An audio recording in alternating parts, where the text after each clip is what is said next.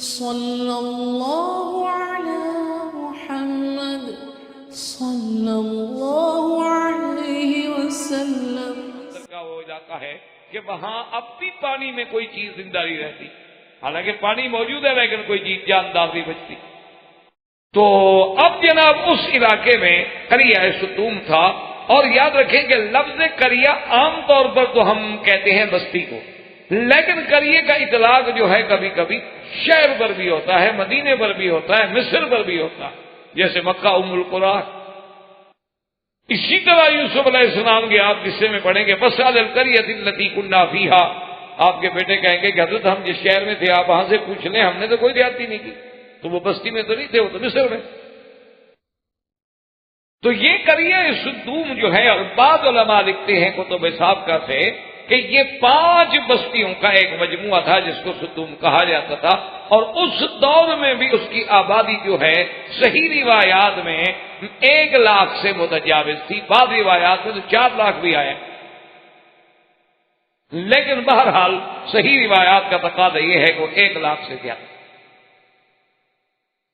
اب جب فرشتے وہاں سے آئے تو راستے میں سیدنا لوط علیہ السلام کی بیٹی جو تھی وہ مسلمان تھی، وہ راستے میں ملی۔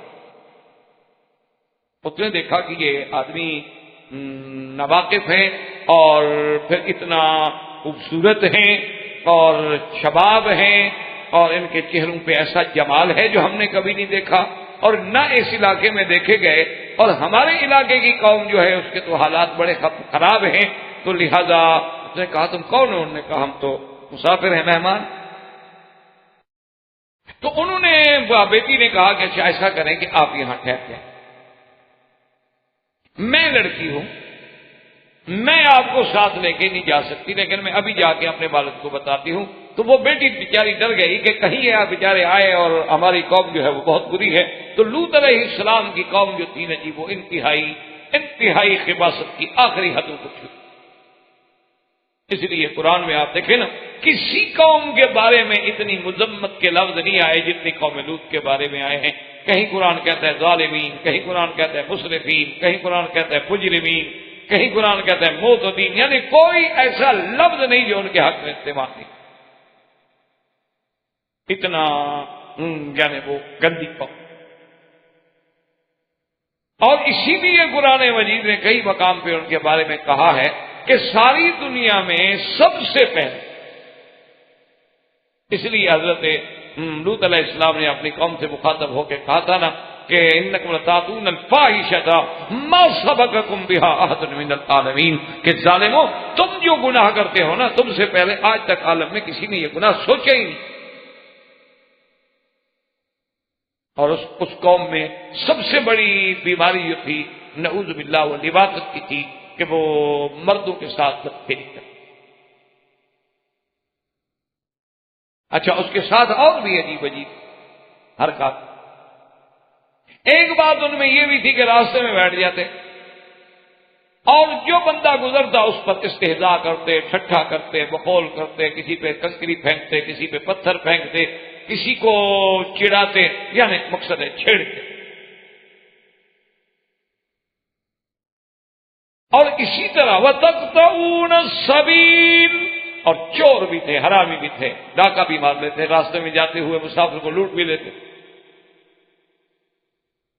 اور دوسرا علماء نے لکھا ہے ان میں یہ بھی خباثت تھی کہ ان کے لباس جو ہے نا وہ عورتوں والا پہنتے، مرد ہو کے عورتوں والے کپڑے پہنتے۔ اور وَتَأْتُونَ فِي نَادِيكُمُ الْمُنْكَرَ، اور ایسے بدبخت تھے کہ اپنے جو ان کی مجلسیں تھیں یا ان کے ہال تھے، بیٹھنے کی جگہ تھی، سب بیٹھے ہوئے ہیں اور ایک دوسرے کے سامنے برائی کر رہے ہیں۔ حتیٰ کہ کتنی گراوٹ کی بات ہے کہ یعنی مفسرین نے لکھا ہے کہ وہ ایسے بدبخت تھے کہ مجلس میں بیٹھ گئے، ایسے سینکڑوں آدمی اکٹھے بیٹھے ہوئے مقابلہ کرتے تھے کہ اچھا جی نیچے سے ہوا نکالنے میں، پد مارنے میں مقابلہ کرتے ہیں کون زیادہ مارتا ہے۔ اب یہ دیکھیں قوم ہے۔ اور سب سے بڑی افحش الفاحشہ جو تھی، سب سے بڑا گناہ جو تھا وہ یہ تھا کہ تاتون الذکران، وہ لڑکوں کے ساتھ، مردوں کے ساتھ ایک دوسرے کے ساتھ بدفعلی کرتے۔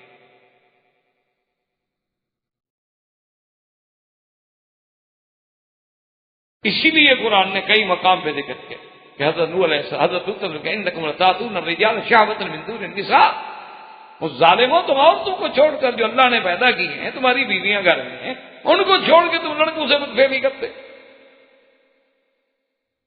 اس لیے مسئلہ سمجھ لیں کہ زنا بھی جرم ہے، لیکن یہ لواطت جو ہے یہ زنا سے بھی شدید جرم، یہ اس سے بھی شدید۔ اسی لیے حدیث مبارک میں ہے کہ من عمل قوم لوط، کہ جو شخص بھی قوم لوط والا عمل کرے فقتل الفاعل والمفعول، یعنی اس کرنے والے کو بھی اور کرانے والے دونوں کو قتل کر، سزا ہی کر۔ اسی لیے امام احمد بن حنبل رحمۃ اللہ علیہ، امام شافعی رحمۃ اللہ علیہ کا یہی فتویٰ ہے کہ ان کو قتل کر دیا جائے، اور حضرت علی رضی اللہ تعالیٰ عنہ یہ فرماتے تھے کہ اس کو قتل کرنے کے بعد آگ میں جلا، ایسا برا فعل کرتا ہے۔ اور امام ابو حنیفہ رحمۃ اللہ علیہ کا فتویٰ یہ ہے کہ اگر خدا نخواستہ آج اس قوم میں کوئی بندہ اس گناہ میں مبتلا پایا جائے تو وہ کہتے ہیں کہ اس کو کسی اونچی جگہ پہ لے جاؤ، کسی مینار پہ لے جاؤ، کسی مکان پہ لے جاؤ، پہاڑ پہ لے جاؤ، اسی طرح اس کو گراؤ اور اوپر پتھروں کی بارش، یعنی اتنا بڑا۔ اسی لیے حضور پاک نے فرمایا کہ جو آدمی اپنی بیوی کو بھی غلط راستے سے استعمال کرتا ہے وہ ملعون، فرمایا اس پہ اللہ کی لعنت۔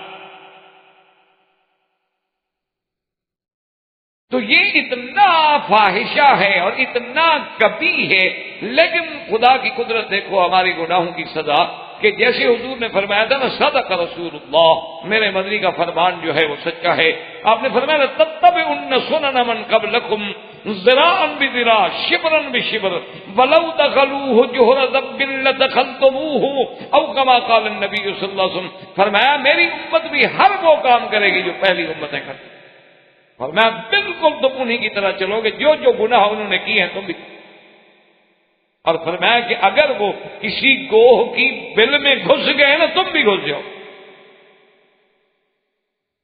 تو اسی لیے آج آپ دیکھ لیں کہ قوم لوط کا جو عمل تھا، جو لواطت کا عمل تھا، جو بد فطرتی عمل تھا، جو غیر فطری فعل تھا، آج امت محمد مصطفیٰ میں ایک عذاب بن کے تھا،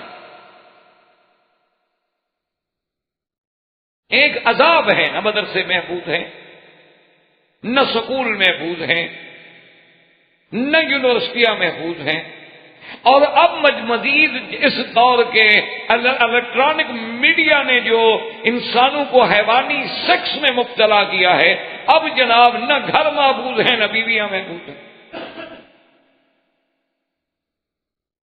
انا للہ و انا الیہ راجعون، کہ اتنا بڑا جرم ہے کہ حضور نے فرمایا اقتلوا، قتل کر دو اس بدبخت، زمین پہ رہنے کا کیا حق ہے، ایسا عمل کرتا ہے۔ اور حضرت علی رضی اللہ تعالی نے فرمایا کہ صرف قتل نہیں بلکہ فارقو ہو، جلا بھی دو۔ صرف اب دیکھیں اللہ معاف فرمایا دنیا میں ایسے باطل فرقے بھی ہیں، بعض روافض میں یعنی شیعہ میں بعض ایسے فرقے پیدا ہوئے ہیں کہ جنہوں نے نعوذ باللہ اپنی بیوی کے ساتھ یعنی اللہ معاف فرمائے غیر فطری فعل کرنے کی اجازت دی۔ وہ کہتے ہیں جی بیوی ہے جب نکاح میں، یہ تھوڑا ہے کہ ایک حصہ تو نکاح میں ہو اور ایک حصہ نکاح میں نہ ہو، نعوذ باللہ ثم نعوذ باللہ۔ اور دوسرا انہوں نے استدلال جو ہے نعوذ باللہ اللہ کے قرآن کو بدل دیتے ہیں کہ جب قرآن پاک میں یہ آیا ہے، پوچھا گیا کہ بھئی ایک آدمی جو ہے اپنی بیوی کے ساتھ کیسے مل سکتا ہے، تو قرآن کہتے ہیں انا شئتم فاتوا حرثکم انا شئتم، وہ کہتے ہیں انا شئتم کا معنی یہ ہے کہ جس طرح سے چاہو۔ تو حالانکہ یہ بات غلط ہے کہ جب قرآن کی تفسیر خود سرکار دو عالم صلی اللہ علیہ وسلم نے بیان کر دی تو ان کے بعد کیا مطلب؟ لا اطرا بعد العروس، حضور کے فرمان کے بعد کون مولوی کو حق حاصل ہے کہ وہ قرآن کو بدلے؟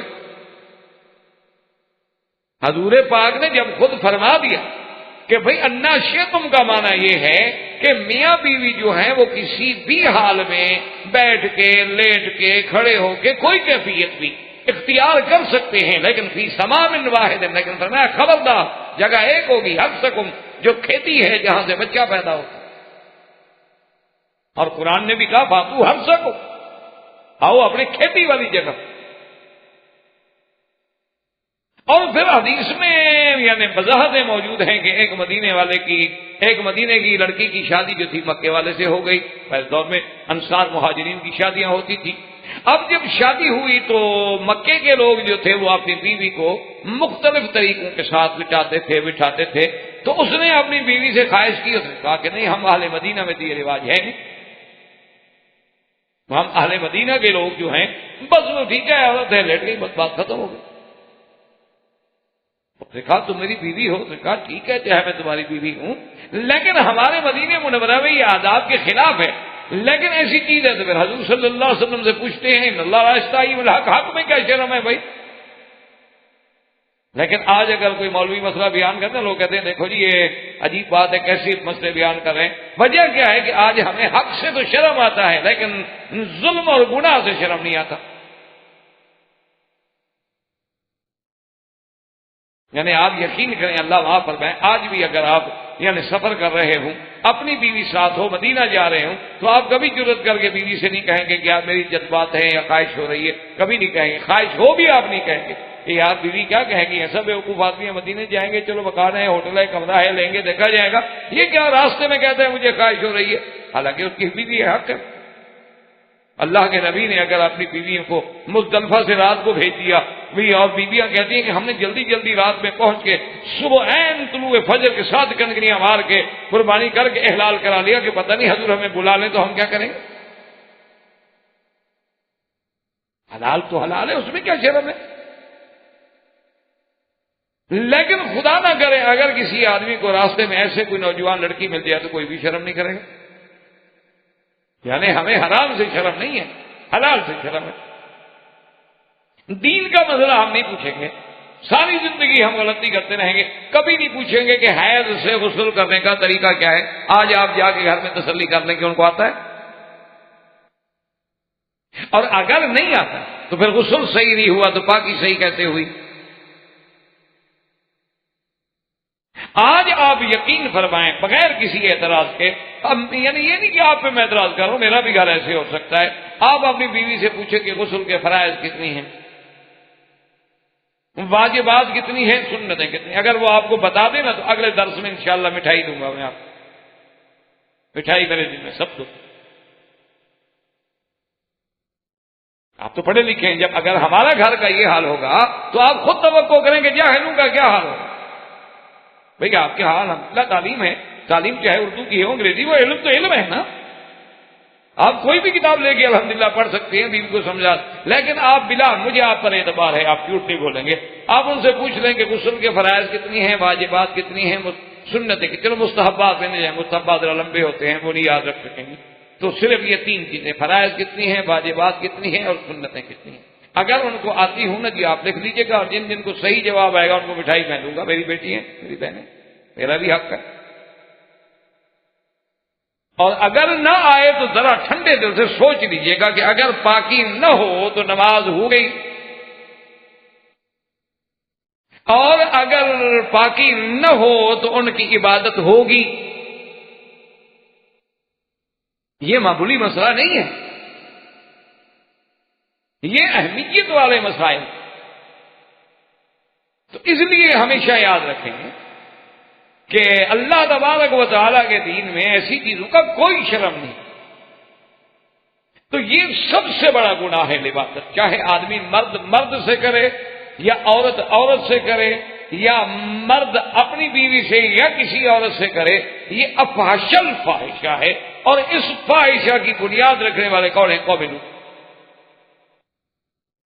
اب حضرت لوط علیہ السلام آئے، انہوں نے آگے دیکھا مہمان ہیں، ملے، پوچھا السلام علیکم، قوم نے کہا جی مہمان ہیں، نے کہا اچھا مہمان ہوں۔ اب لوط علیہ السلام کہتے ہیں کہ میں یہ کہہ بھی نہیں سکتا کہ مہمان ہیں میرے پاس نہ آؤ، مہمانوں کو کون روکے، اور پھر قوم سے بھی خوف ہے کہ میری قوم کا تو یہ حال ہے۔ خیر ان کو لے کے چل پڑے اور کہتے آئے کہ یہ علاقہ ایسا ہے اور یہاں کے لوگ ایسے ہیں، اور ان کے عادات ایسے ہیں اور یہ بڑے بری، تاکہ یہ مہمان خود سمجھ جائیں اور خود کہیں اچھا جی السلام علیکم، ہم اس بستی میں نہیں جاتے، ہم ادھر جاتے ہیں، اور اپنی زبان سے یہ نہ کہیں کہ بھی میرے گھر میں نہ آؤ۔ کبھی مہمان کو روکنا تو آداب نبوت کے خلاف ہے۔ اچھا لیکن مہمان بھی ماشاءاللہ پکے، وہ سنتے رہیں اور چل رہے ہیں ساتھ ساتھ بالکل بغیر کسی بات، حتیٰ کہ لوط علیہ السلام کے گھر میں پہنچ گئے، اور جب لوط علیہ السلام کے گھر میں پہنچ گئے تو ان کی بیوی نے جا کے قوم کو خبر کر دی، کیونکہ بیوی کافرہ تھی۔ اسی لیے قرآن نے کہا ضرب الله مثلا للذين كفروا امرأة نوح وامرأة لوط كانتا تحت عبدين من عبادنا صالحين فخانتاهما فلم يغنيا عنهما من الله شيئا وقيل ادخلا النار مع الداخلين۔ اللہ تبارک و تعالیٰ کہتا ہے قرآن میں مثال بیان کی کہ نوح کی بیوی بھی لوط کی بیوی دونوں کافرہ ہیں، اور دیکھو ایک کا نام والہا ہے اور ایک کا نام والغہ ہے، دونوں کافرہ۔ فخانتاہما، دونوں نے خیانت کی، لیکن سمجھ لو کہ نبی کی بیوی کافرہ تو ہو سکتی ہے لیکن گناہگار نہیں ہو سکتی، زانیہ نہیں ہو سکتی، کیونکہ وہ تو نبی کی تہمت ہے کہ نبی کے گھر میں عورت اور زانی ہو۔ ہاں کفر ہونا الگ بات ہے، یا کوئی مسلمان ہوتا ہے کوئی کافر ہوتا ہے۔ تو اس بیوی نے جا کے ان کو خبر دی، اس نے کہا کہ ایسے خوبصورت لڑکے تو میں نے آج تک دیکھے نہیں جو آج لوط کے گھر میں ہیں۔ کہا اچھا تو قوم جناب دوڑ۔ وَجَاءَهُ قَوْمُهُ يُهْرَعُونَ إِلَيْهِ وَمِن قَبْلُ كَانُوا يَعْمَلُونَ السَّيِّئَاتِ۔ قوم کو جب پتہ لگا تو دوڑ پڑے اور لوط علیہ السلام کے گھر کو گھیر لیا، اور اللہ کہتا ہے پہلے بھی تو اس برائی میں مبتلا تھے، اب ان کو پتہ لگا کہ خوبصورت لڑکے آ گئے ہیں تو اب کہاں صبر کریں گے۔ آئے تو جب وہاں آئے لوط علیہ السلام سے کہا کہ بھائی اپنے مہمان جو ہیں نکالو، نے کہا خدا کا خوف کرو، اللہ سے ڈرو۔ قال یا قوم ہؤلاء بناتی ہن اطہر لکم۔ لوط علیہ السلام نے فرمایا کہ ظالمو یہ میری بیٹیاں جو ہیں تمہارے لیے پاک ہیں، لیکن یاد رکھو اس کا مطلب یہ نہیں کہ لوط علیہ السلام نے اپنی بیٹیاں پیش کی تھا، آپ کی تو دو بیٹیاں ہیں، نعوذ باللہ ساری قوم کو دو بیٹیاں پیش کر رہے ہیں، یہ ظلم ہے، اس کی حالت ہے اور نبی پر تہمت ہے۔ مانا یہ ہوتا ہے کہ جو بھی لڑکی ہو، جو بھی کسی کی بیوی ہے، کچھ ہے کہ تمہارے سے نبی کی بیٹی ہے، جیسے قرآن کہتا ہے کہ نبی کی بیویاں تمہاری مائیں ہیں، ازواجہ امہاتکم، تو جب نبی کی بیویاں ہماری مائیں ہیں تو ہم ان کے کیا ہوئے؟ بیٹے ہوئے۔ النبی اولا بالمؤمنین من انفسہم، ان کی جانوں سے بھی زیادہ ہے، گویا کہ وہ اب ہیں، اس لیے جتنی بیٹیاں ہیں وہ سب بیٹیاں ہوں گی پیغمبر کی۔ اس لیے اللہ کے نبی نے کہا ظالمو تمہارے گھر میں بیویاں موجود ہیں، عورتیں موجود ہیں، تم ان کو چھوڑ کے کیا کہہ رہے ہیں؟ فاتقوا اللہ ولا تخزون فی ضیفی الیس منکم رجل رشید۔ انہوں نے کہا ظالمو اللہ سے ڈرو، مجھے مہمانوں کے بارے میں رسوا نہ کرو، میرے گھر میں عزت والے مہمان ہیں، تم کیا کہہ رہے ہو؟ مجھے بھی رسوائی سے بچاؤ۔ کیا تم میں کوئی ایک بندہ بھی نہیں جس کو عقل آئے، بات سمجھے کہ کیا کہہ رہے ہو؟ قالوا لقد علمت ما لنا في بناتك من حق وانك لتعلم ما نريد۔ اب قوم کی بے حیائی کا عالم دیکھیں، جب آدمی گناہوں میں بڑھ جاتا ہے تو اللہ پردے ڈال دیتا ہے، اللہ دلوں پہ مہریں لا دیتا ہے۔ اب نبی کو کہتے ہیں کہ اے لوط علیہ السلام آپ کو پتہ ہے ہمیں لڑکیوں سے عورتوں سے تو غرض بھی نہیں، خواہش بھی نہیں، تم تو جانتے ہو کہ ہم کیا چاہتے ہیں، ہمیں تو لڑکے چاہیے، ہم کیا کریں عورتوں کو؟ عجیب بات ہے، تمہیں پتہ نہیں؟ اور دوسری جگہ قرآن کہتے ہیں اولم ننہاکا، ہم نے پہلے نہیں کہا تھا کہ لوگوں کو گھر میں نہ لایا کرو، مہمان نہ بنایا کرو، تم نے ہماری بات نہیں مانی، لے آئے ہو تو اب تو ہمیں مہمان دینے پڑے۔ قال لو ان لی بکم قوة او آوی الى رکن شدید۔ اب حضرت لوط گھبرائے اور کہنے لگے اے قوم، ہائے کاش میرے پاس کوئی طاقت ہوتی، یا میں بھی کسی قبیلہ کسی طاقتور قوم کے ساتھ تعلق رکھتا تو تمہارا مقابلہ کرتا، اب میں اکیلا بندہ کیسے اپنے مہمانوں کی عزت کو بچاؤں؟ اسی لیے حضور نے فرمایا کہ رحم اللہ لوطن، اللہ ہمارے بھائی لوط پہ رحمت کرے۔ دیکھو کیسے بیچارے مجبور ہو کے کہہ رہے تھے۔ اس کے بعد یاد رکھیں پھر اس قصے کے بعد اللہ نے پھر نبی نہیں بھیجا مگر کسی خاص قبیلے میں۔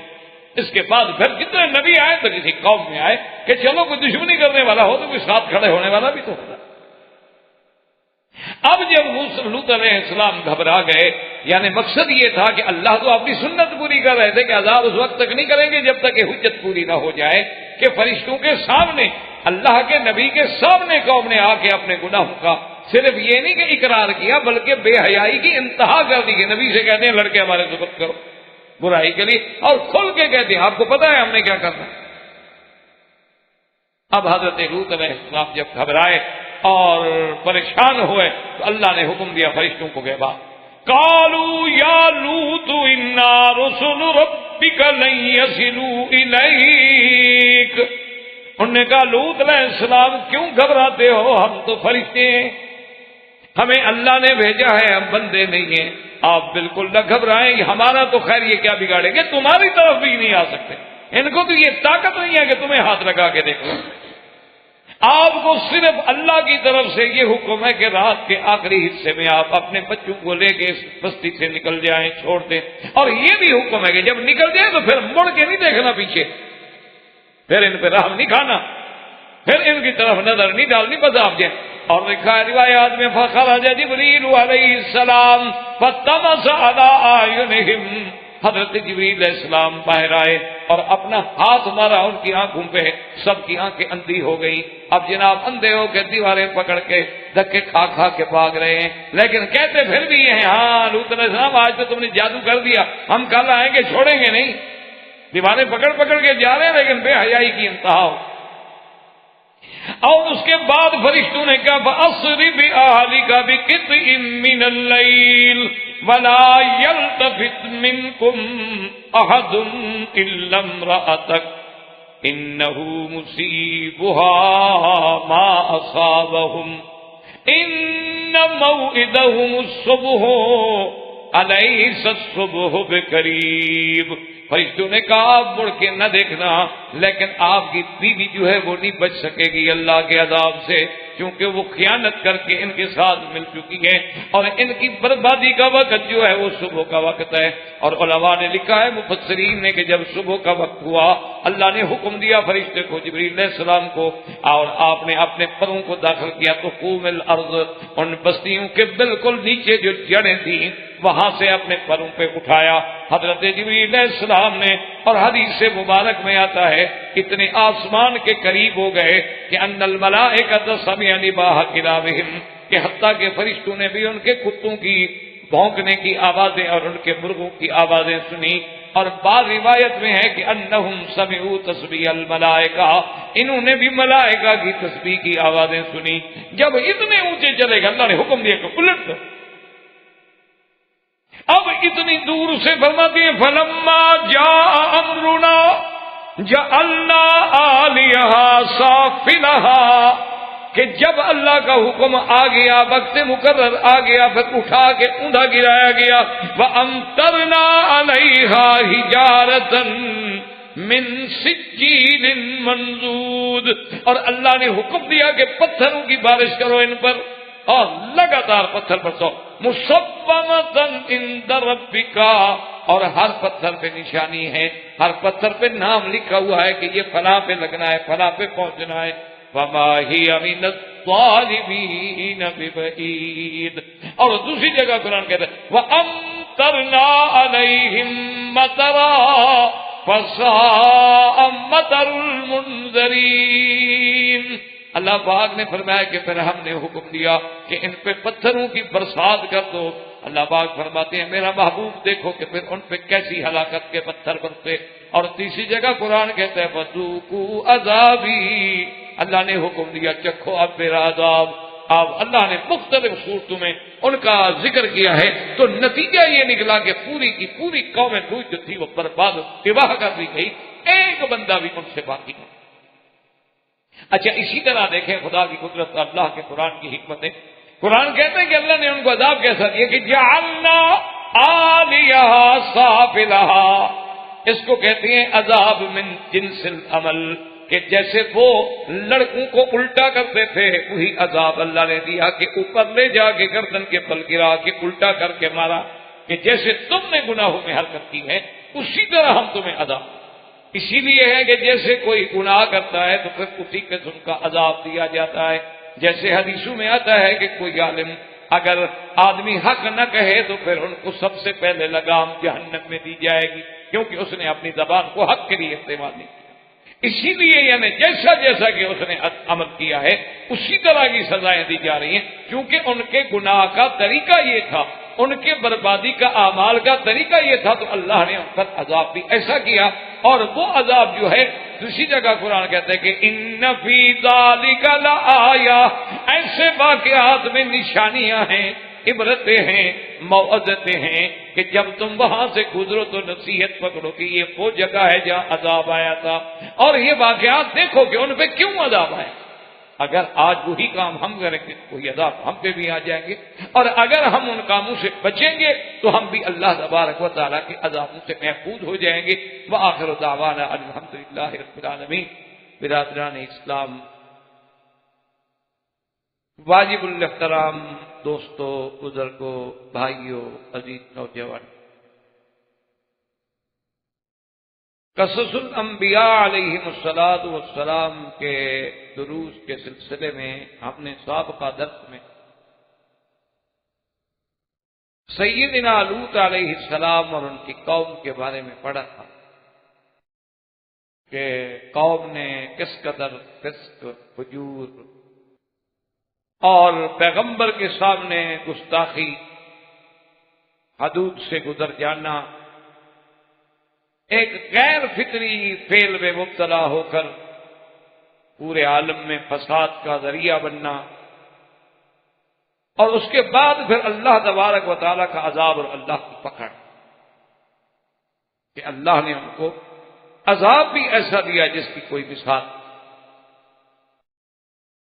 کہ جبریل علیہ الصلوۃ والسلام نے ان کے تمام بستیوں کو اپنے پروں پہ اٹھایا اور آسمانوں کے قریب لے جا کے الٹ دیا، اور اس پر پھر یعنی ایسے پتھر مسبمتاً جو یا ہر آدمی کا اس پہ علامت اور نام لکھا وہ پتھر بنتا ہے. تو ان قصوں میں، ان واقعات میں ہمارے لیے ایک سبق ہوتا ہے، ایک عبرت. ایک تو ہمیں یہ سبق ملتا ہے کہ اللہ نے کسی قوم کو بطور کافر ہونے کے کبھی برباد نہیں کیا. کافر ہے تو ٹھیک ہے، لیکن جب کفر کے ساتھ ظلم اور جرائم کا ارتکاب ہو تو پھر اللہ کا عذاب آتا. تو یہ اللہ کی دنیا ہے، مخلوق ہے، زمین ہے، اس میں کافر بھی رہیں گے، مسلمان بھی رہیں گے. ہوائیں چلیں گی، آپ کو بھی لگتی ہیں، کافروں کو بھی لگتی ہیں. پانی برستا ہے، آپ کی زمین میں بھی برستا ہے اور ہندو کی زمین میں بھی برستا ہے. کیوں؟ وہ تو مخلوق ہے. اللہ مخلوق تو مخلوق ہوتی ہے، لیکن جب کفر کے ساتھ آدمی کافر ہونے کے ساتھ ساتھ ظالم بن جائے، مجرم بن جائے، پھر اللہ کا سنت اللہ ہے کہ پھر اللہ اپنے عذاب میں پکڑ پھر معاف. اور ساتھ ہمیں یہ سبق بھی ملا کہ لوط علیہ السلام نبی کی بیوی ہے، لیکن جب عذاب آیا تو وہ بھی نہ بچی، کیونکہ وہ ان جرائم میں ان کی معاون تھی اور خیانت کرتی تھی، کافرہ تھی. تو اللہ کی پکڑ جب آئی تو نوح علیہ السلام یا لوط علیہ السلام اپنی بیوی کو بھی نہ چھڑا سکے. تو یہ بھی ہمیں سبق ملا کہ جب اللہ کے عذاب آتے ہیں تو اللہ کے سوا پھر کوئی چھڑا نہیں. اور اسی طرح ان قصوں میں قصص الانبیاء ہمارے لیے بھی، اور سب سے زیادہ سرکار دو عالم سیدنا محمد رسول اللہ صلی اللہ علیہ وسلم کے دل کے لیے تسلی ہوتی ہے کہ میرے محبوب آپ نہ گھبرائیں، پہلے بھی قومیں ایسا کریں. یہ کوئی ایسی چیز نہیں ہے کہ جو نئی پیدا ہوئی ہو. بلکہ پہلی امتیں جو گزری ہیں اور پہلی قومیں جو گزری ہیں انہوں نے بھی ایسے ایسے جرائم کا ارتکاب کیا. تو آپ غم نہ کریں، جیسے ان پیغمبروں نے صبر کیا آپ بھی صبر. اور اس میں اس بات رسالت محمد مصطفیٰ صلی اللہ علیہ وسلم بھی ہوتا ہے کہ بھی حضور مکے میں رہنے والے، مکے میں پیدا ہوئے، کوئی یونیورسٹی نہیں، کوئی مواصلات کا ذریعہ نہیں، کوئی ہاتف نہیں، کوئی سیٹلائٹ نہیں، اور آپ خبر دیتے ہیں کبھی ہمیں قوم نوح علیہ السلام کی، اور کبھی قوم عاد کی، اور کبھی قوم سمود کی، اور کبھی قوم لوط کی، اور کبھی قصہ یوسف کی. تو یہ دلیل ہے کہ بھی اللہ نے آپ کو خبر دیا، اور تو کوئی ذریعہ ہے نہیں. اور اس میں اور جو پیدا ہوتا ہے وہ یہ بھی ہے کہ کیا حضور صلی اللہ علیہ وسلم جو ہمیں قصہ سنایا ہے مثلا لوط علیہ السلام کا یا یوسف علیہ السلام کا، آج 1400 سال کے بعد دنیا کی کوئی طاقت اس میں کوئی ایک بھی جھوٹی بات پکڑ سکی کہ جی یہ بات غلط؟ اس سے دلیل ثابت ہوتے کہ نا جی ایک آدمی حضور کو نبی نہیں مانتا. ہم تو نبی مانتے ہیں، غلام ہیں. ہمارے لیے تو حضور پاک کا حکم ہے، حکم خدا ہے. لیکن اگر کوئی آدمی حضور کی نبوت کا قائل نہیں تو اس سے تو یہ حق پہنچتا ہے کہ بھئی وہ چیلنج کرتے ہیں ہم اسے کہ بھئی حضور پاک نے جو خبر دی ہے نوح علیہ السلام کے بارے میں بتلاؤ وہ غلط تھی. اب تو تمہارے پاس مسائل موجود ہیں، اب تو تم یہ بھی بتا سکتے ہو کہ یہ درخت کتنا ہزار سال پرانا ہے. اب تو تم ہڈیوں کے ڈھانچے دیکھ کر بھی یہ بتا سکتے ہو کہ ڈینوسار کتنے پرانے ہیں. تو کیا ہمارے پیغمبر نے جو خبر دی ہے کوئی ایک تو جھوٹی ثابت کرو نا. تو یہ رسالت نبوت مصطفیٰ صلی اللہ علیہ وسلم کے لیے بھی سب سے بڑی دلیل ہے یہ قصص الانبیاء علیہم الصلوات. اور آج ہم قصص الانبیاء علیہم السلام کے ذمہ سیدنا یوسف علیہ السلام کے قصہ مبارک سے اپنے درس کی ابتدا کر رہے ہیں. تو سیدنا یوسف علیہ السلام کا قصہ جو ہے یہ ایک عظیم اور عجیب قصہ. اور خدا کی شان دیکھیں کہ یہ سورت یوسف علیہ السلام جو ہے یہ سورت مکی.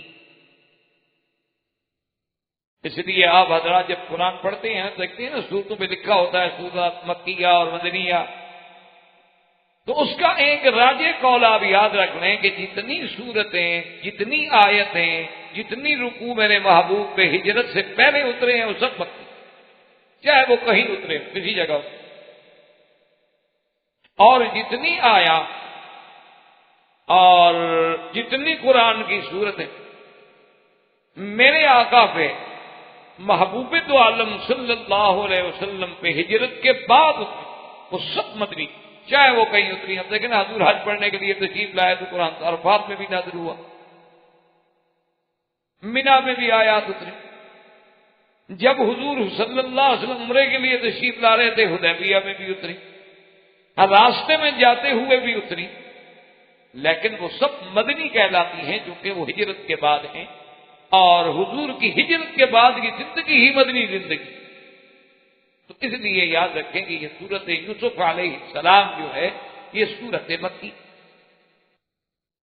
اور پھر اس کی ایک عظیم مناسبت کہ یہ سورت مبارک اس سال نازل ہوئی ہے جس کو عام الحزن کہا جاتا ہے. آپ سیرت النبی کے سلسلے میں پڑھ چکے ہیں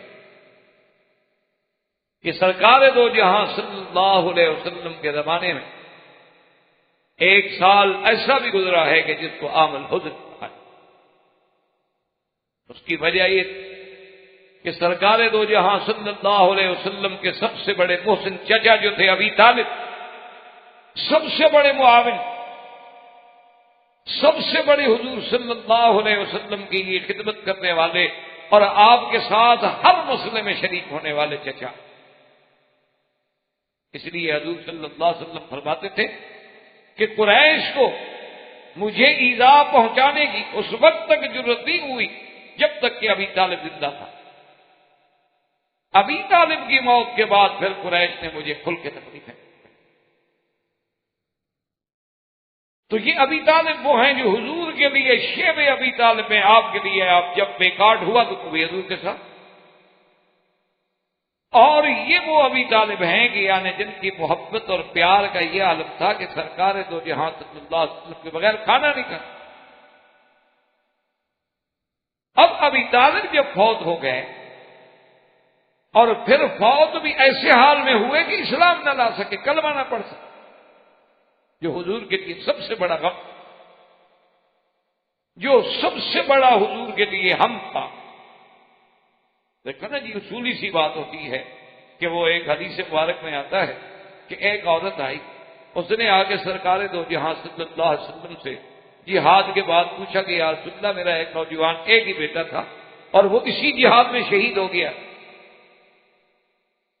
میں صرف اس لیے حاضر ہوئی ہوں کہ آپ مجھے یہ بتا دیں کہ اللہ نے میرے بیٹے کی قربانی قبول فرما لی ہے، وہ جنت میں ہے، بس صرف یہ پوچھنے کے لیے۔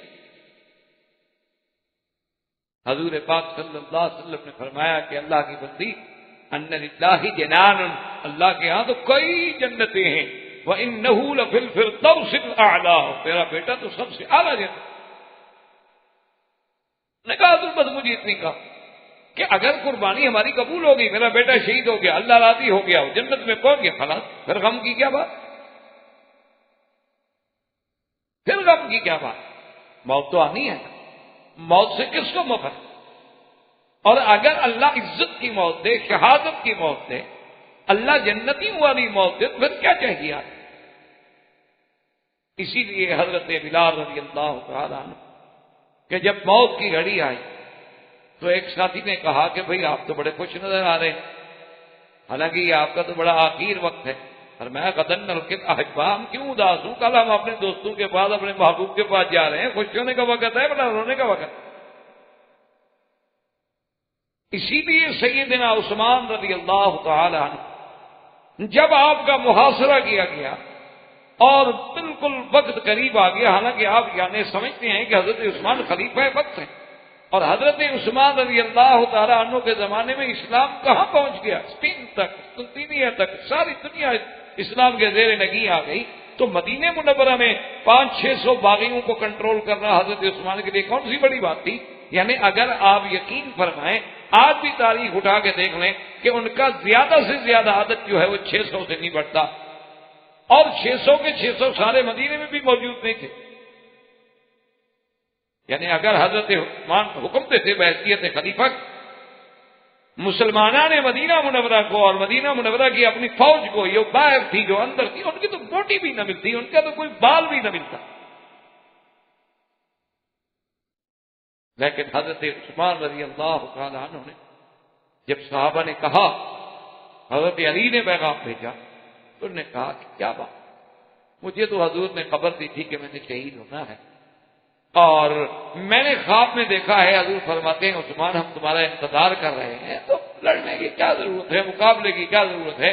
میں اپنی جان دینا چاہتا ہوں، لیکن حضور کے شہر میں، محمد مدنی کے مدینے میں خون بہانا نہیں چاہتا کہ میری وجہ سے قتال ہو جائے۔ زیادہ سے زیادہ باغی مجھے مارنا چاہتے ہیں، مجھے شہید کر سکے، بس ختم ہو جائے گی۔ اس لیے اصل بات تو یہ ہے کہ اگر ابی طالب کی موت اسلام پہ آ جاتی تو حضور کبھی غمگین نہ۔ اس لیے سرکار دو عالم صلی اللہ علیہ وسلم جب ابی طالب کے پاس بیٹھے اور نصیحت کی اور فرمایا کہ یا اب کل کلمۃ احاج بہا عند اللہ، آپ ایک دفعہ تو کلمہ پڑھ لینا، مجھے اللہ کے آگے حجت کرنے والا تو بنا دیں، میں کہہ تو سکوں کہ میرا چاچا کلمہ پڑھ کے فوت ہوا ہے۔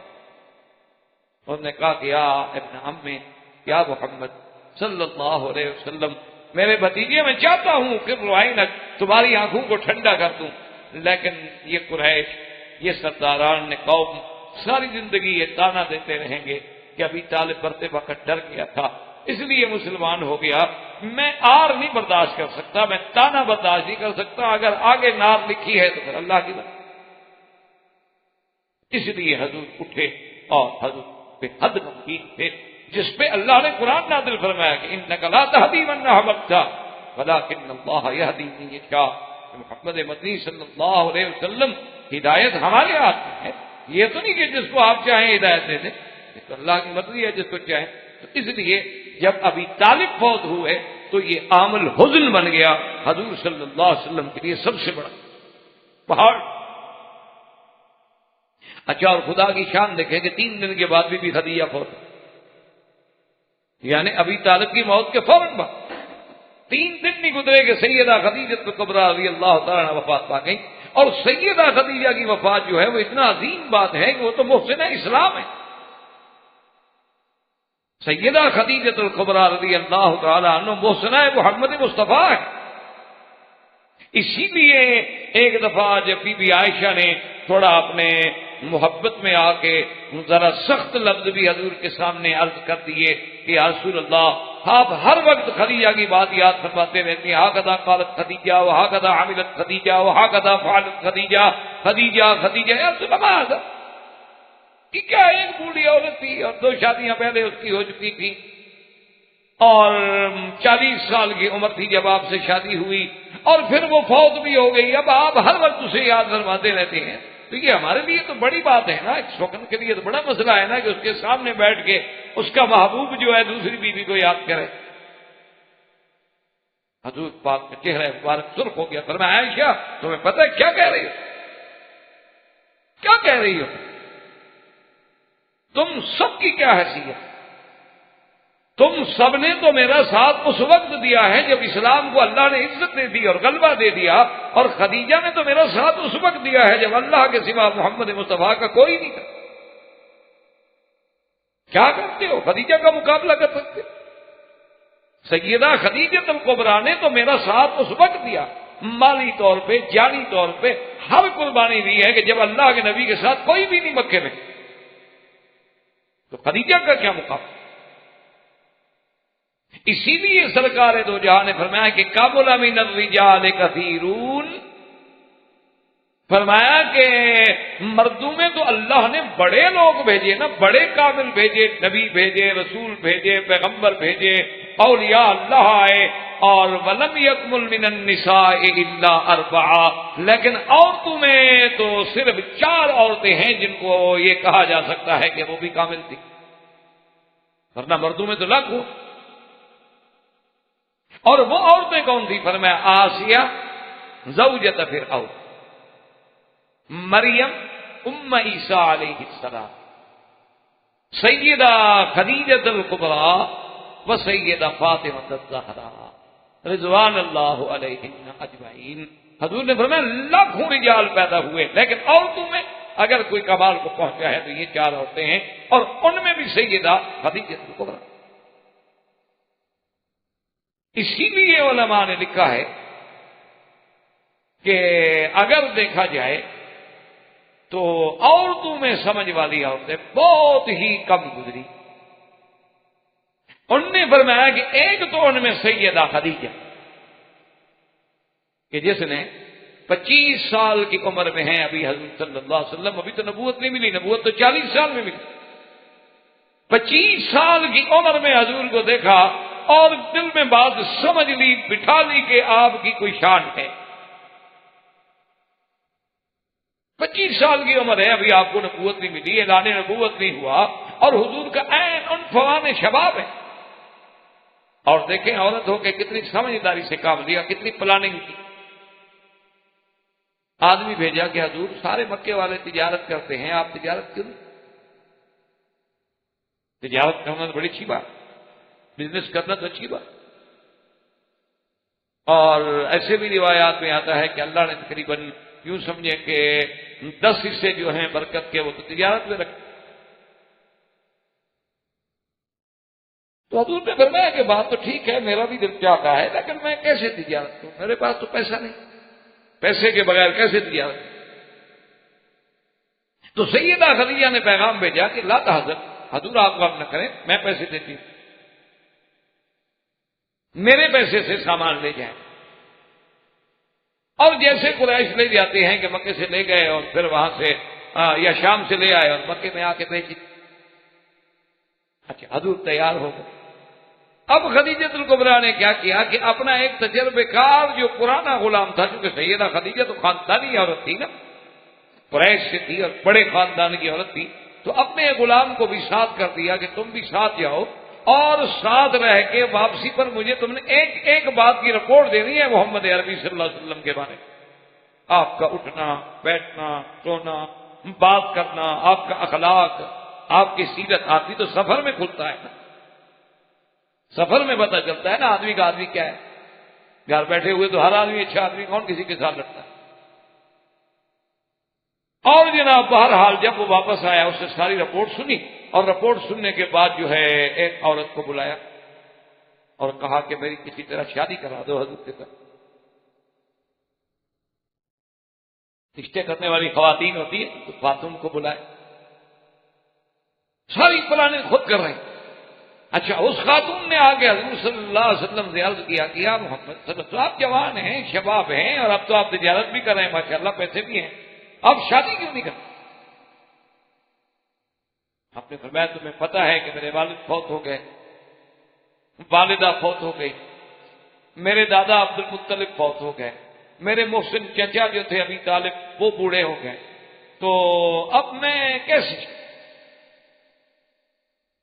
اس نے کہا اچھا میں اگر کوئی رشتہ دیکھوں تو شادی تو میں بھی چاہتا ہوں. انہوں نے کہا اچھا آپ کا خدیجہ کے بارے میں کیا خیال؟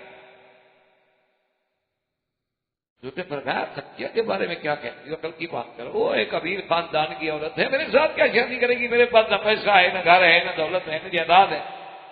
اس نے کہا حضور میں نے یہ نہیں پوچھا کہ وہ کرے گی یا نہیں کرے گی، میں تو آپ کی رائے پوچھنا چاہتی ہوں کہ آپ کا سیدہ خدیجہ کے بارے میں کیا خیال؟ حضور نے فرمایا اللہ کی بندی، سیدہ خدیجہ کو کون رد کرے گا بھلا؟ کوئی مکے میں ایسا آدمی ہے کہ سیدہ خدیجہ کا رشتہ ہو سکتا ہو انکار کر دے؟ اس نے کہا حضور پھر ابشر آپ کو مبارک ہو، مجھے تو خدیجہ نے بھیجا ہے آپ کے پاس، مجھے تو اس نے بھیجا ہے پیغام دے. عجیب بات. اس لیے آپ اندازہ کریں کہ انہوں نے کہا کہ اعقل النساء، سمجھ والی عورت کے جس نے 25 سال کی عمر میں پہچان لیا تھا کہ اللہ کے نبی کی کوئی شان ہے، یہ عام انسان نہیں. ورنہ تو خوبصورت اور بھی لوگ قریش میں پیدا ہوتے رہتے. اور اسی طرح حضرت شعیب علیہ السلام کی بیٹی وہ بھی اعقل النساء میں تھی کہ جس نے حضرت موسیٰ علیہ السلام کو جب دیکھا تو اپنے ابا سے کہا کہ یا ابا استاجر، ابا جان آپ اسی آدمی کو رکھ لیں اپنے پاس، کیونکہ یہ آدمی بہت اچھا ہے. تو والد تو والد ہوتا ہے نا، اس کو جب نوجوان بیٹی کسی غیر مرد کی تعریف کرے تو باپ کو تو لگتی ہے، باپ کو چبھتی ہے.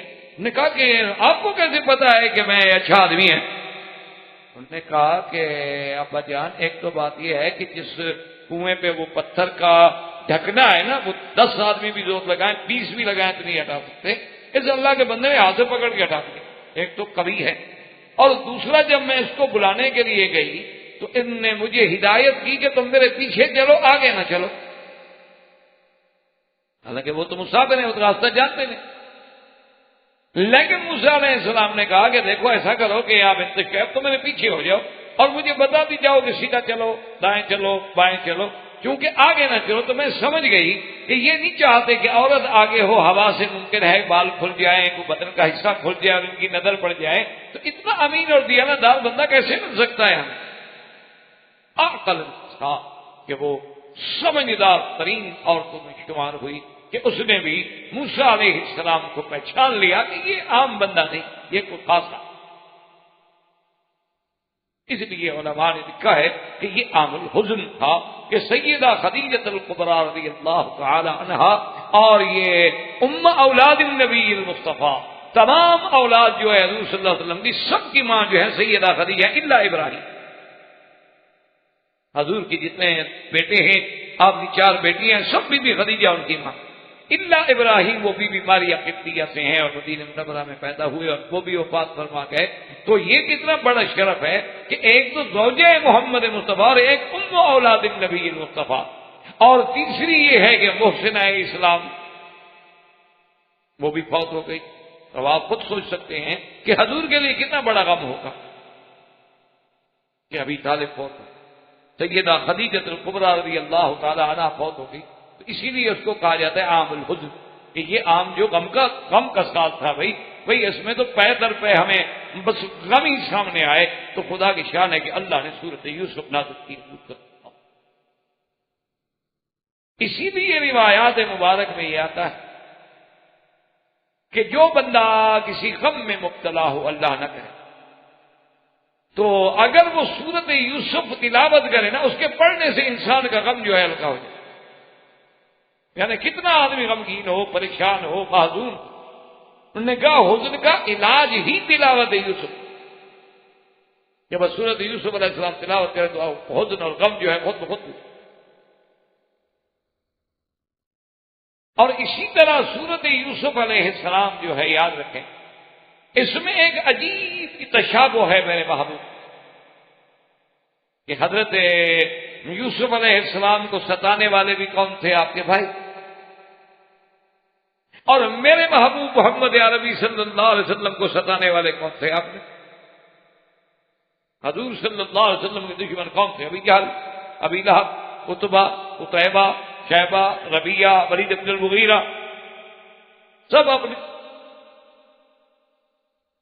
اور جس طرح سیدنا یوسف علیہ السلام کو نقصان پہنچانے کا سبب کیا تھا؟ حسد. اسی طرح میرے مدنی سرکار صلی اللہ علیہ وسلم کی مخالفت کا اصل سبب کیا ہے؟ حسد. کہ اللہ نے حضور کو اتنا اونچا کر دیا، اللہ نے حضور کو اتنی عظمت دے دی، اتنی شان دے. ام یحسدون الناس علی ما آتاہم اللہ من فضلہ. تو یہ ایک بہت بڑا تشابہ ہے قصہ یوسف علیہ السلام میں اور قصہ سرکار دو عالم صلی اللہ علیہ. اور اسی طرح ایک بات یاد رکھیں کہ اللہ نے پیغمبروں کے بڑے قصص بیان کیے ہیں قرآن میں. انشاءاللہ آپ پڑھ بھی رہے ہیں، سن بھی رہے ہیں، اور زندگی رہی اور اللہ نے توفیق دی تو آئندہ بھی ہم پڑھیں گے. لیکن کوئی قصہ جو ہے کسی جگہ ترتیب کے ساتھ، تکمیل کے ساتھ ذکر نہیں کیا گیا. جیسے آپ نے دیکھا ہے کہ نوح علیہ السلام کا واقعہ ہے تو کئی صورتوں میں مذکور ہے. اگر سیدنا ابراہیم الخلیل علیہ السلام کا واقعہ ہے تو کئی صورتوں میں. سیدنا موسیٰ علیہ السلام کا قصہ ہے تو کئی صورتوں میں، متعدد صورتوں میں ذکر ہے. اور ہر جگہ ایک اسلوب بیان ہے. لیکن یہ واحد قصہ ہے سیدنا یوسف علیہ السلام کا کہ جس کو اللہ نے ایک ہی مقام پہ قرآن میں ایک ہی صورت میں اور پوری ترتیب کے ساتھ بیان. اور جس قصہ مبارک کو اللہ خود فرماتے ہیں کہ نحن نقص علیک احسن القصص، نحن نقص علیک احسن القصص بما اوحینا الیک ھذا القرآن وَإِن كُنتَ مِن قَبْلِهِ لَمِنَ الْغَافِلِينَ. اللہ نے فرمایا ہم آپ پہ بہترین احسن القصص. اور یاد رکھیں قصہ جو ہے قصہ کیا معنی ہوتا ہے؟ کسی چیز کا ایک کے پیچھے جیسے قدم بقدم چلنا. یعنی آپ اگر آگے جا رہے ہیں نا، میں آپ کے قدم پہ چل رہا ہوں تو معنی یہ ہے کسی کو کہتے ہیں عربی میں قصہ. تو قصہ جو ہے الاصل تب الاصل، ایک واقعے کے بعد واقعے کے بعد واقعہ. اسی لیے قرآن کہتا ہے نا کہ جب موسیٰ علیہ السلام کو انہوں نے صندوق میں بند کر کے دریاؤں میں ڈال دیا تھا تو ماں نے اپنی بیٹی سے یہی کہا تھا نا، وقالت لأخته قصيه فبصرت به عن جنب وهم لا يشعرون. ماں نے کہا کہ بیٹی اسی راستے پہ جاؤ نا، ذرا چل کے پتہ تو کرو موسیٰ علیہ السلام کہاں پہنچے. تو وہاں بھی لفظ جو ہے اس کی وہ قصہ سے ہے. اسی لیے اللہ نے فرمایا احسن القصص. اور پھر اس کی براہ راست نسبت پہ، اللہ قرآن تو سارا اللہ کا کلام ہے، لیکن یہ بھی یاد رکھا کریں کہ جس کام کو اللہ خود یہ فرمائے ہم نے کیا نہ، سارا کوئی کام بھی فرشتے کریں اللہ کے حکم سے کریں، کوئی بھی چیز اللہ کے حکم کے بغیر نہیں ہوتی. لیکن جس چیز کی نسبت براہ راست اللہ اپنی ذات کی طرف کرتے ہیں تو اس چیز کی عظمت کا خود اندازہ کرنے کے وہ چیز کتنی بڑی عظیم ہو.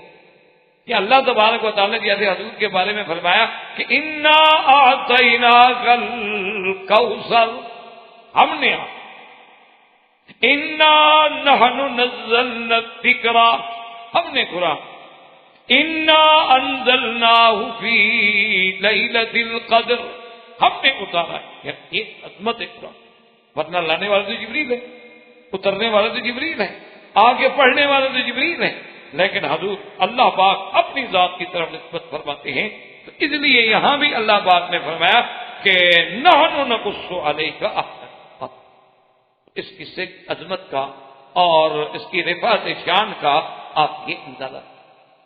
اور پھر اس میں جس پیغمبر کا قصہ ہے یعنی سیدنا یوسف علیہ السلام، وہ بھی اتنے شان والے پیغمبر ہیں کہ آپ بھی نبی، والد بھی نبی، یعنی آپ اندازہ کریں نا کہ یوسف علیہ السلام بھی نبی، آپ کے ابا یعقوب علیہ السلام بھی نبی، یعقوب علیہ السلام کے ابا اسحاق بھی نبی، اور اسحاق کے ابا ابراہیم الخلیل بھی نبی۔ یعنی آپ اندازہ فرمائیں کتنی بڑی شان ہے کہ یعنی پوری نسل، اندازہ فرمانے کی پوری نسل نبی ابن نبی ابن نبی ابن نبی، یعنی باپ نبی، دادا نبی، پر دادا نبی۔ اسی لیے جب حضور صلی اللہ علیہ وسلم پوچھا گیا تو آپ نے فرمایا کہ الکریم ابن الکریم ابن الکریم ابن الکریم، یعنی کریم ابن الکریم، وہ کون؟ یعنی یوسف ابن یعقوب ابن اسحاق ابن ابراہیم الخلیل علیہ السلام۔ یعنی آپ اندازہ فرمائیں کہ کتنی بڑی عظمت ہوگی یوسف علیہ السلام کی کہ نبوت کے گھرانے میں اور خان وعدہ نبوت میں پیدا ہونے والا حضرت یوسف علیہ السلام، اسی لیے اس قصے کی عظمت کتنی۔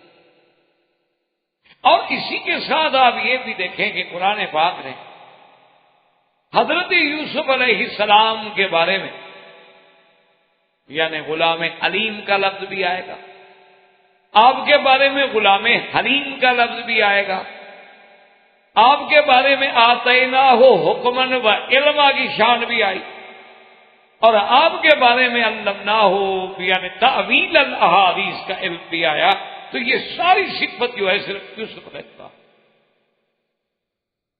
اور اسی طرح یہ بھی یاد رکھ لیں کہ یوسف علیہ السلام جو ہے یعنی جن کے بارے میں معراج کی رات سرکار دو عالم صلی اللہ علیہ وسلم سے ملاقات ہوئی، اور آپ نے فرمایا کہ یوسف علیہ السلام جو ہے اللہ نے اس کو شطر الحسن، یعنی جو اللہ نے حسن و جمال پیدا کیا ہے اس کی مثال سمجھ لو کہ اگر اس کو تقسیم کیا جائے تو آدھا حسن و جمال تو اللہ نے ساری مخلوق کو دیا، یعنی ساری مخلوق کو، انسانوں کو، حیوانات، پرند چرند، ہر چیز دیکھا کیسے کیسے پرندے خوبصورت ہوتے ہیں، آدمی دیکھتا رہ جاتا ہے۔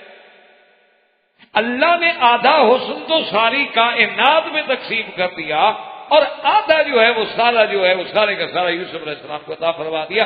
اب ان کے حسن و جمال کا خود اندازہ کریں کہ جن کو اللہ نے شطر یعنی آدھا حسن عطا فرمایا ہو، ان کے جمال کا کیا حال ہے۔ اسی لیے اور اسی سے کہ علماء نے ایک عجیب بات لکھی ہے، نے فرمایا کہ جب یوسف اتنا خوبصورت ہے، اتنا جمال ہے، اتنا کمال ہے، تو یوسف کے پیدا کرنے والا کا جمال کیا، یعنی اس خالق کے حقیقی کا، خالق یوسف علیہ السلام کا جمال کیا۔ تو اس صورت مبارکہ میں اللہ تبارک و تعالیٰ نے سیدنا یوسف علیہ السلام کے بارے میں قصہ کا جو ہے ذکر کرا۔ اچھا، اسی کے ساتھ ایک بات اور یاد رکھ لیں کہ قرآن کی صورتوں میں یا قرآن کے قصص الانبیاء ایک وہ چیز ہوتی ہے جس کو کہا جاتا ہے علماء کی اصطلاح میں عمود الصورت یا عمود القصہ۔ عمود کا کیا معنی؟ عمود اصل میں کہتے ہیں، آپ یوں سمجھ لیں وہ ستون، جیسے آپ نے تو الحمدللہ دیکھا ہے نا مینار عرفات میں خیمے لگاتے ہیں، ایک تو یوں رسیاں ایک درمیان میں ہوتی ہے لکڑی، جو خیمے بالکل عین سینٹر میں ہوتی ہے، تو یہ عمود ہوتا ہے، تو اسی پہ خیمہ کھڑا ہے، وہ نکال دو تو خیمہ گر جائے گا۔ تو معنی یہ ہوتا ہے کہ اصل تو ہر قصے میں، ہر صورت میں کوئی نہ کوئی عمود ہوتا ہے۔ اس کی ایک آسان مثال میں نے عرض کر دوں تاکہ آپ کے لیے سمجھنا جو ہے وہ آسان ہو جائے کہ جیسے موسیٰ علیہ السلام میں قصہ جب آپ پڑھیں گے نا، عمود جو ہے نا اس میں عصا، کہ ہر واقعے میں اس عصائے موسیٰ کا ذکر آئے گا۔ کیا مطلب اصلی یہ ہے کہ بھئی جب نبوت کا ملنے کا وقت آیا عصا، معجزہ ملا تو عصا پھینکو اور سانپ بن جائے، فرعون کا مقابلہ ہوا عصا، دریا سے گزرنے لگے تو عصا، پانی کی ضرورت پڑی پتھر پہ مارو تو ہر جگہ عمود جو ہے وہ عصا ہے۔ اور یوسف علیہ السلام کے قصے میں خدا کی شان ہے، عمود جو ہے وہ آپ کا قمیص کہ قصے کی ابتدا میں بھی اور انتہا میں بھی حضرت یوسف علیہ السلام کا قمیص ہی ایک مسئلہ ہے۔ اچھا خدا کی شان ہے، مفسرین نے لکھا کہ بچپن میں بھی ایسا تھا، یعنی ابھی آپ چھوٹے سے تھے، 2-3 سال کی عمر تھی، تو آپ کی خالہ جو تھی نا، اچھا اب یوسف علیہ السلام جیسا بچہ، اور بچہ تو لوگوں کا بھی آدمی کو پیارا لگتا ہے، کسی کا بچہ، آدمی کسی کا بچے کو دیکھے نا تو خدا کی قدرت ہے، اللہ پاک نے ایسی شفقت دل میں رکھی ہوتی ہے کہ آدمی کو خود بخود پیار آتا ہے، حالانکہ پتہ نہیں ہوتا کہ وہ کون ہے بچہ، کہاں کا ہے۔ اور یوسف علیہ السلام جیسا بچہ ہو تو خالہ لے گئی اپنے گھر میں، اور یعقوب علیہ السلام نے حکم بھیجا کہ بھئی یوسف علیہ السلام کو واپس لے آؤ، اور خالہ گھر میں دیتی نہیں، بھئی خالہ بھی تو ماں ہوتی ہے، مجھے بھی تو حق ہے۔ انہوں نے کہا چلو 1 دن 2 دن 3 دن 4 دن 1 ہفتہ بھی یہ تو نہیں کہ تم یوسف علیہ السلام کو لے جاؤ۔ انہوں نے کہا حضرت مہربانی کریں، میں اس بچے کے بغیر اب رہ نہیں سکتی۔ انہوں نے کہا اللہ کی بندی تو ہم بھی تو نہیں رہ سکتے نا یوسف کے بغیر۔ تو انہوں نے کہا ہے کہ وہ بی بی صاحبہ نے کیا کیا کہ ایک قمیض جو تھا نا جی، ایک قمیض کو لپیٹ کے، اور بڑا اگر ریشمی قمیض ہو نا جی تو بڑی معمولی سی بات ہے، اتنا سا بن جائے گا۔ یہ تو آپ کے ہاں کسی زمانے میں معروف ہوتا تھا کہ ڈھاکہ کی ململ کا پورا تھان جو ہے نا آدمی جیب میں ڈال دیتا تھا۔ یہ ایک یعنی اللہ عالم مسل تھی، حقیقت تھی، ہم نے دیکھا تو ہے نہیں، لیکن بہرحال یعنی اتنے لوگوں سے سنا ہے کہ وہ جھوٹ نہیں ہو سکتا، کیونکہ جب متواتر لوگ بات کریں۔ اسی طرح آپ دیکھ لیں آج بھی کہ جو خالص ریشم ہے، خالص ریشم کا جو کپڑا ہے یعنی 4-5 میٹر کا، آپ اس کو لپیٹیں گے تو بالکل آپ کی جیب میں آ جائے۔ بہرحال تو کہنے کا مقصد یہ ہے کہ ان بی بی صاحبہ نے کیا کیا کہ ان کے قمیض کو لپیٹ کے ان کے سامان میں کسی جگہ چھپا دیا، اور بچے کو حضرت یعقوب علیہ السلام کے پاس بھیج دیا، اور کچھ دیر کے بعد یا دوسرے دن آئی کہنے لگی ہمارا ایک قمیص نہیں ہے۔ معلوم ہوتا ہے کہ بچہ لے آیا، انہوں نے کہا 2-3 سال 4 سال کا بچہ ہے وہ کیا کرے گا، انہوں نے کہا تو کہاں گیا۔ مقصد یہ تھا کہ میری چوری اگر مل جائے تو پھر وہ تو بندہ میں لے جاؤں گی نا، وہ تو میرے پاس رہے گا نا چور۔ تو وہاں بھی جو قصے کا مسئلہ بنا وہ بھی قمیص بنا یوسف علیہ السلام کے لیے مسئلہ، اور جناب وہ آئے تو قمیص مل گیا۔ تو یوسف علیہ السلام نے، حضرت یعقوب علیہ السلام نے فرمایا یوسف علیہ السلام کی خالہ سے کہ بھئی یہ 4 سال کا چور تو بڑا سمجھدار ہے کہ اتنی اچھی طرح اس نے لپیٹا اور پھر ان کپڑوں میں اس کو بڑا محفوظ طریقے سے باندھا، یہ تو بڑا آدمی بھی نہیں باندھ سکتا، خدا کی بندی سچی بات کرو۔ اس نے کہا سچی بات تو یہ ہے کہ میں یوسف کو لینا چاہتا، میں نے بہانا بنا۔ تو عمود قصہ جو ہے وہ دامان یعنی یوسف علیہ السلام ہے، جس کا ذکر آپ کو ابتدائے صورت میں بھی اور انتہائی صورت میں بھی انشاءاللہ اللہ کو منظور ہے تو پھر۔ اور اسی طرح اب ابتدائے صورت جو ہے وہ بھی اللہ تبارک و تعالی نے یعنی حروف مقطعات، یہ بھی اللہ کی حکمت، لیکن حروف مقطعات کوئی ہر صورت میں تو نہیں ہوتے، جیسے سورۃ القحف عظیم سورت ہے، لیکن الحمدللہ الذی انزل علی عبدہ الکتاب، بس تقریر اذا الشمس کورت اذا السماء انشقت اذا السماء انفطرت اما يتساءلون عبس وتولى ان جاءه الاعمى، کوئی حروف نہیں۔ لیکن بعض صورتیں ایسی ہیں کہ جن کے اندر حروف مقطعات، جیسے مثلا سورۃ البقرہ میں ہے الف لام میم،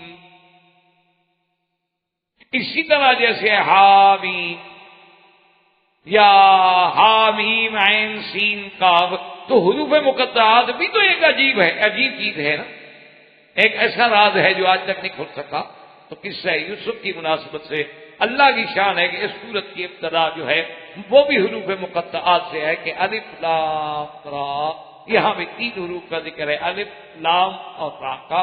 بہرحال اس میں راجح قول تو یہی ہے کہ اللہ اعلم بمرادہ، کہ ان کی حقیقت کو خدا گو بعض لوگوں نے لکھے ہیں اسباب کے الف سے اللہ مراد ہے، لام سے جبریل مراد ہے، اور را سے قرآن مراد ہے، لیکن بہرحال یہ باتیں کمزور ہیں، یہ باتیں کبھی نہیں ہیں۔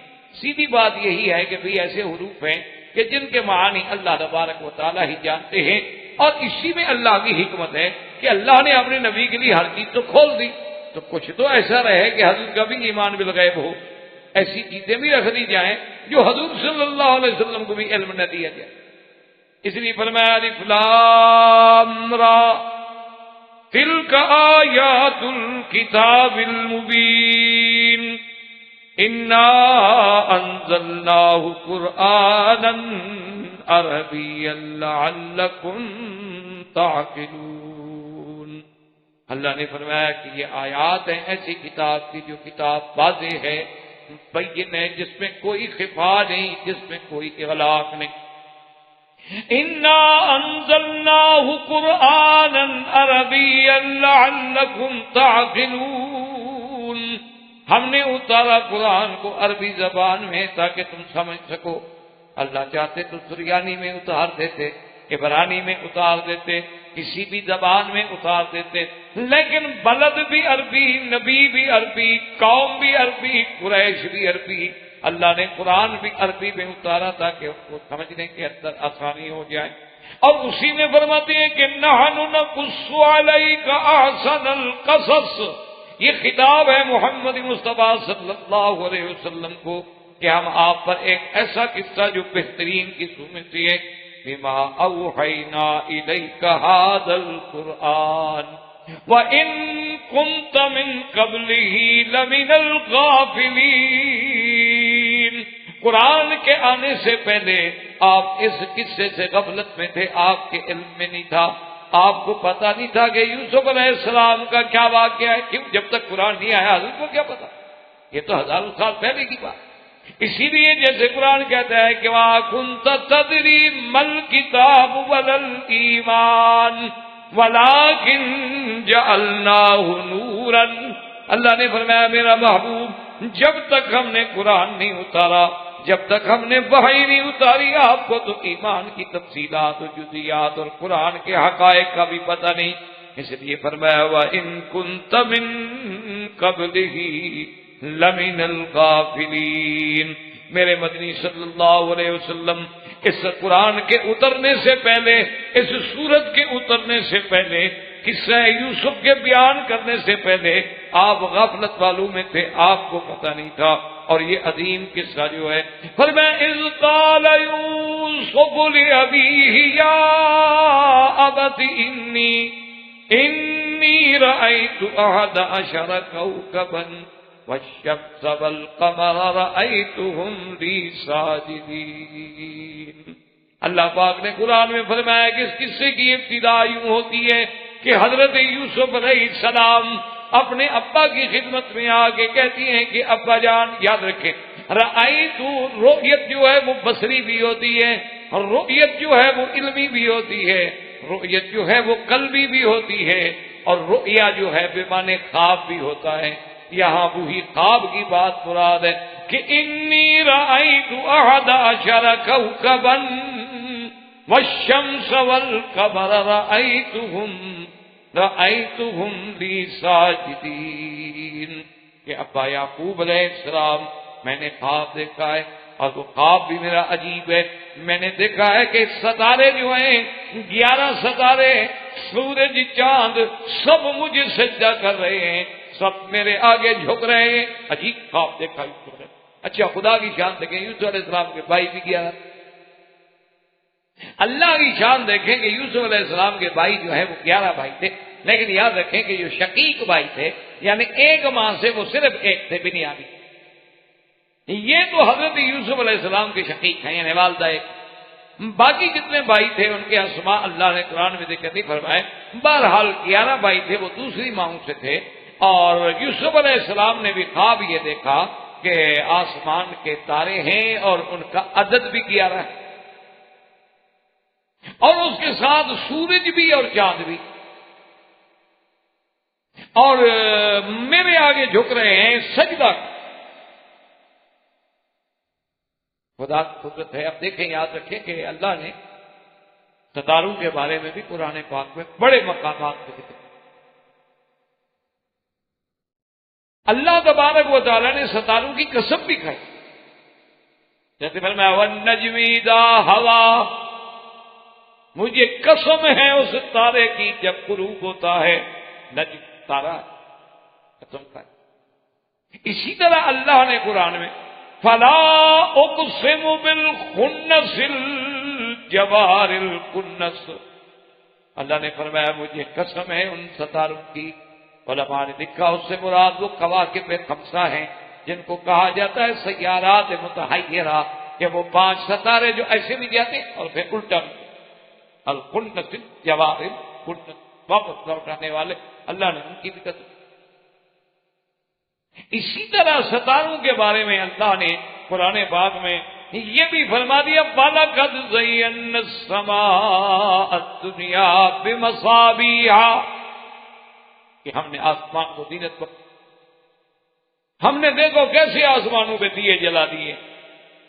اور کہیں فرمایا کہ اِنَّا زَيَّنَّا السَّمَاءَ الدُّنْيَا بِزِينَةٍ الْكَوَاكِبِ، ہم نے آسمان دنیا کو زینت بخشی ہے ان تاروں کے ساتھ۔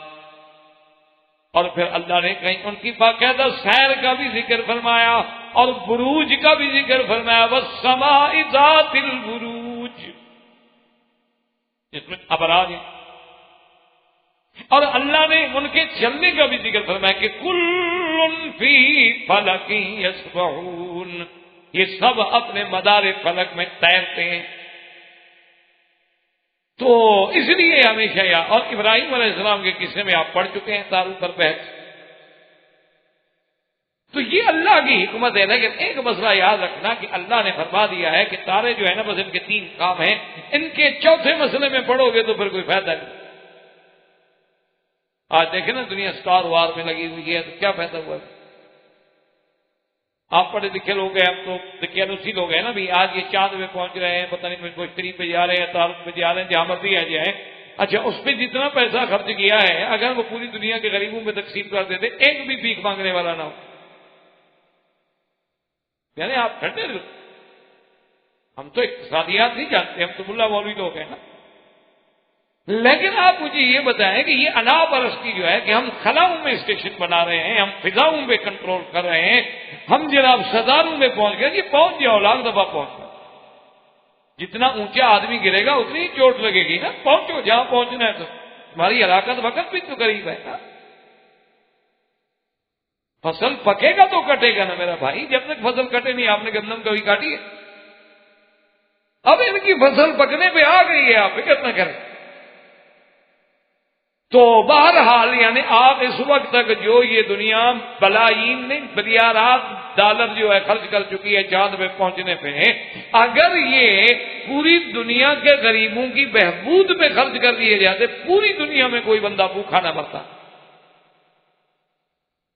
اس لیے قرآن کہتا ہے کہ اس کے 3 کام ہیں، زینت السماء، زینت السماء دنیا، اور اس کو اپنے زینت بنا دی ہے کہ بڑے آدمی تو چاندنی بنا کے اپنے گھروں میں لگا لیتے ہیں، لیکن غریب کیا دیکھے ہوا کہ میری چاندنی دیکھے۔ اور دوسرا فائدہ یہ ہے کہ جعلناہا رجوما للشیاطین، شیطانوں کے لیے ہم نے ان کو رجوم بنا دیا ہے۔ اور تیسری چیز کا علامات وبالنجم هم یہتدون، کہ ہم نے بھولے ہوئے بھٹکے ہوئے رات میں صحرا میں جنگلوں میں لوگوں کے لیے ہدایت کا راستہ بنا دیا ہے کہ مشرق مغرب کا تعین کر لیں، اس کے علاوہ اور کسی چکر میں پڑو گے تو تباہی کے علاوہ کچھ بھی نہیں ہو۔ یہ 3 چیزیں اب پہلے اب جب بھی بحری جہاز سمندروں میں اور صحراؤں میں اب بھی وہی تارے سے ہر کوئی فائدہ اٹھاتا ہے، اسی کے استفادہ حاصل کرتا ہے۔ تو اللہ کی شان یہ ہے کہ یوسف علیہ السلام کا خواب بھی عجیب ہے کہ ایک زمین پہ رہنے والے انسان کے سامنے سورج چاند آ کے سجدہ کر رہے ہیں۔ اچھا، اور اس سے ہمیں ایک سبق بھی ملتا ہے کہ اللہ نے اپنے نبیوں کو کتنی عظمت بخشی ہے۔ اللہ نے فرمایا ظالم ہو، تم جس سورج چاند کے پجاری ہو وہ تو میرے یوسف کو سجدے کر رہے ہیں، تم نے ان کو خدا بنایا ہوا، تم ان کو سجدہ کرتے ہو، عجیب بات۔ تم سورج کے پجاری بنتے ہو، تم چاند کے پجاری بنتے ہو، وہ تو یوسف علیہ السلام کو سجدہ کر رہے ہیں۔ تو اس لیے یوسف علیہ السلام نے اپنے ابا کے سامنے آ کے یہ بات رکھی کہ ابا جان میں نے یہ خواب دیکھا ہے کہ 11 تارے ہیں اور سورج ہیں چاند ہے اور میں نے دیکھا ہے کہ ساجدین وہ مجھے سجدہ کر. اسی سے آپ یہ بات بھی یاد رکھ لیں کہ ایک خواب ہوتا ہے عام آدمی، ایک خواب ہوتا ہے کسی صالح انسان، اور ایک خواب ہوتا ہے اللہ کے نبی کا.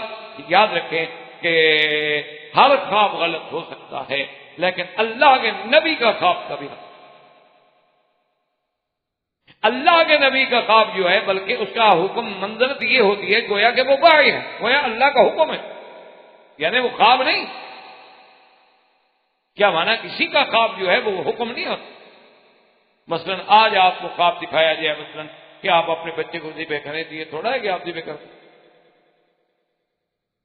یہ تو کبھی نہیں ہوتا. ابھی 2-3 سال پہلے کی بات ہے، میں نے اخبار میں پڑھا تھا کراچی کے ساحل سمندر پہ کوئی 15-20 آدمی جو تھے وہ ڈوبے. ان میں سے کچھ کی تو زندہ نکال دیے گئے، کچھ کی لاشیں نکلیں، کچھ کی لاشیں بھی نہ ملی.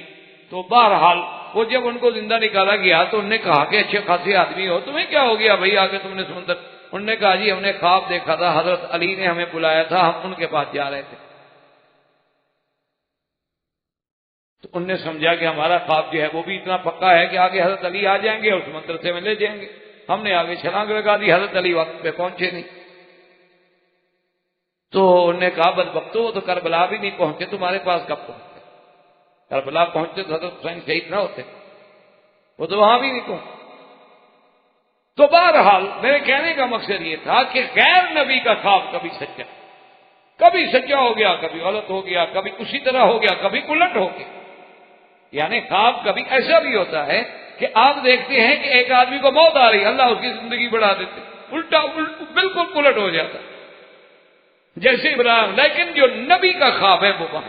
اس لیے آپ نے ابراہیم علیہ السلام کے قصے میں پڑھا تھا کہ جب ابراہیم علیہ السلام نے حضرت اسماعیل سے کہا تھا نا کہ میرے بیٹے میں نے خواب دیکھا، انی ارا فی المنام، میں نے خواب دیکھا، کھل کے بات کی، انی اذبحک کا میں آپ کو ذبح کر رہا ہوں، فانظر ماذا تری، اب آپ دیکھیں غور فرمائیں آپ کا اس میں کیا خیال ہے. قال یا ابت افعل ما تؤمر، انہوں نے کہا ابا جان آپ کریں جو اللہ کا حکم ہے. ان کو پتا تھا کہ میرا ابا خلیل اللہ ہے، نبی ہے، اور ان کا خواب جو ہے وہ تو حکم خدا ہے. تو اس لیے حضرت یوسف علیہ السلام وہ نبی نہیں بنے لیکن نبی تو ہیں، ابھی نبوت نہیں ملی، ابھی تو بچپن. اور یہ بھی خدا کی شان ہے کہ 11 بھائیوں میں نبوت جو ملی تو صرف یوسف علیہ السلام. بعض لوگوں نے روایات میں یہ بھی لکھا ہے کہ آپ کے باقی بھائی جو تھے وہ بھی نبی بنے، لیکن وہ روایت نہیں ہے. اصل روایت صحیحہ جو ہے وہ یہی ہے کہ اللہ تبارک و تعالی نے نبوت کے لیے بھی اگر منتخب فرمایا، ہاں وعدہ ہے حضرت یعقوب علیہ السلام میں سے تو صرف حضرت یوسف علیہ السلام ہے جن کو اللہ نے نبوت کے لیے چنا. اب جناب انہوں نے جو دیکھا کہ آسمان کے تارے ہیں، سورج ہے، چاند ہے، اور مجھے وہ سجدہ کر رہے ہیں، میرے آگے جھک رہے ہیں. یاد رکھیں ایک کیفیت، ورنہ بہت سارے لوگوں نے اللہ معاف فرمائے اعدائے اسلام نے، مستشرقین نے انہی باتوں پر بھی حملے کیے ہیں. انہوں نے کہا دیکھو جی چاند کتنا بڑا ہے، سورج کتنا بڑا ہے، یہ زمین جو ہے اس کو 114 گنا 14 سے اگر ضرب دے پھر بھی سورج بڑا ہے. یعنی سورج کا جو قرہ ہے، سورج کا جو حجم ہے یعنی زمین سے 114 گنا بڑا ہے. انہوں نے کہا جی 114 گنا بڑی چیز جو ہے وہ یوسف علیہ السلام کے سجدہ کیسے کیا؟